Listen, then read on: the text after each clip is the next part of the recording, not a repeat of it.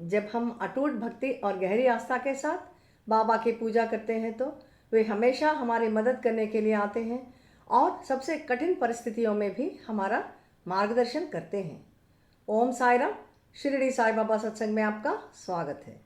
आज के इस एपिसोड में हम बाबा की एक समर्पित अनुयायी का दिल से जुड़ा और आस्था प्रेरक अनुभव जानेंगे। यह महिला हैदराबाद के एक प्रतिष्ठित स्कूल में इंग्लिश टीचर हैं। हालांकि वे अपना नाम नहीं बताना चाहती हैं, लेकिन उनका यह अनुभव बाबा की हमेशा सतर्क रहने वाली कृपा और कैसे वे अपने भक्तों की सच्ची प्रार्थनाओं का उत्तर देते हैं, इसकी एक शक्तिशाली याद दिलाती है। इनका बड़ा बेटा पढ़ाई पूरी करने के बाद नौकरी की तलाश में लगा रहता है। कई कोशिशों के बावजूद, कई जॉब इंटरव्यूज अटेंड करने के बाद भी उनको जॉब नहीं मिलता। हर समय निराश का सामना करना पड़ता है। ऐसे कई साल गुजर जाते हैं। जैसे जैसे समय बीतता जाता है, उनका पूरा परिवार तनाव और चिंता में डूब जाता है। फिर भी इनका पूरा परिवार साईं बाबा पर आस्था बनाए रखते हैं।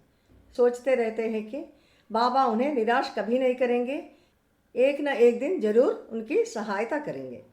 इनका यह कहना है कि छोटी छोटी चिंताओं से लेकर जीवन की सबसे बड़ी चुनौतियों तक जब भी वे बाबा से प्रार्थना करते थे तो बाबा हमेशा इनकी रक्षा करते थे। इस बार भी बाबा उनकी सहायता करेंगे, इसी भरोसे पे रहते हैं वे लोग। यह महिला यह याद करती रहती हैं और बाबा पे अपना आस्था बनाए रखती हैं।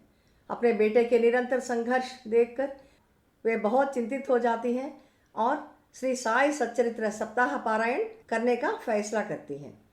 बाबा में पूर्ण समर्पण और विश्वास के साथ अपने बेटे की नौकरी के लिए पारायण शुरू करती हैं और फिर एक चमत्कार होता है।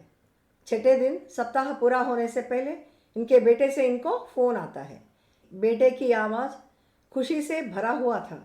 वह अपने माँ को यह बताता है कि जिस नौकरी के इंटरव्यू के लिए वह गया था, उस इंटरव्यू में सेलेक्ट होता है और उसे नौकरी मिलती है।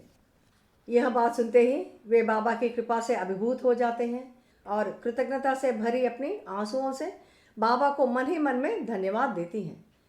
7वें दिन का पारायण भी अपार भक्ति के साथ पूरा करती हैं।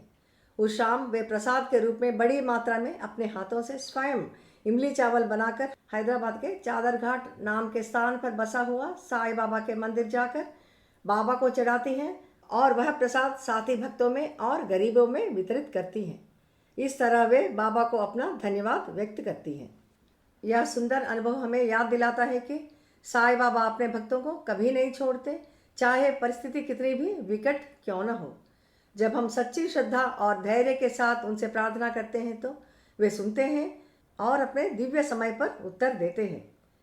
श्री साई सच्चरित्र में बताया गया है कि बाबा ने कभी कोई औपचारिक मंत्र नहीं दिया या विशिष्ट अनुष्ठानों पर जोर नहीं दिया।